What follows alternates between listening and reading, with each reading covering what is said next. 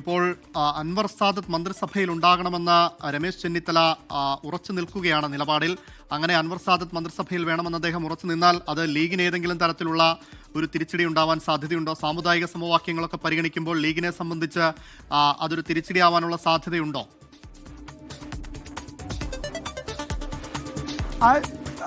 അമല്, അൻവർ സാദത്തോ അല്ലെങ്കിൽ കോൺഗ്രസിൽ നിന്ന് ഏതെങ്കിലും മുസ്ലിം നേതാവ് മന്ത്രിയായാൽ അത് ലീഗുമായി ബന്ധപ്പെട്ട സമവാക്യങ്ങളെ ബാധിക്കുമെന്നുള്ള വ്യാഖ്യാനം, അത്തരത്തിൽ നടക്കുന്ന പ്രചരണം ശുദ്ധ അസംബന്ധമാണ് എന്ന് തന്നെ നമുക്ക് ചൂണ്ടിക്കാണിക്കേണ്ടി വരും. കാരണം നമ്മളൊരു അല്പം രാഷ്ട്രീയ ചരിത്രം പരിശോധിച്ചാൽ അത് തെറ്റാണെന്ന് തെളിയും.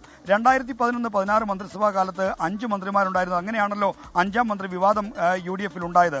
എന്നാൽ അക്കാലത്തും കോൺഗ്രസിൽ നിന്ന് ആര്യാടൻ മുഹമ്മദ്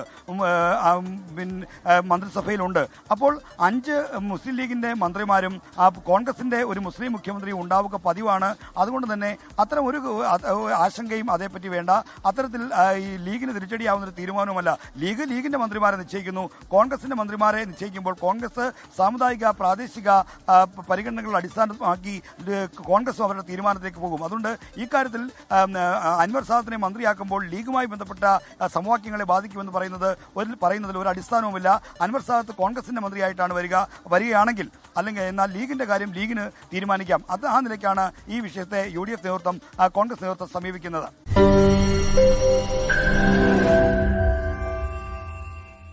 ലോകത്തെവിടെയായാലും ഏത് സമയത്തും 24 വാർത്തകളും ഓഗ്മെന്റഡ് റിയാലിറ്റി പാക്കേജുകളും എക്സ്പ്ലെയിനറുകളും വിശദമായി കാണാൻ ഞങ്ങളുടെ YouTube ചാനൽ നിങ്ങൾക്ക് സബ്സ്ക്രൈബ് ചെയ്യാം.